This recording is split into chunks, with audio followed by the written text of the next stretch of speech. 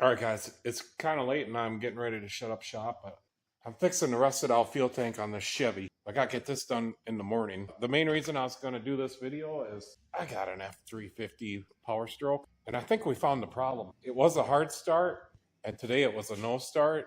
With this IPR valve, the screen was just disconnected, and we think it's stuck. Plus, it does not operate. It's got a crack in it right here.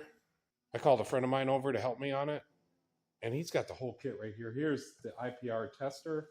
Oh, it's for a 6-liter. And anyways, we needed a special socket to get that out of there. Plus, we put air into the oil system to figure it out. We're gonna fix this diesel up. Well, here's that special socket to get the IPR valve out of there. So we're gonna get this Power Stroke back going again. She's a big old truck. All right, guys, got a diesel in my shop. Thanks for watching.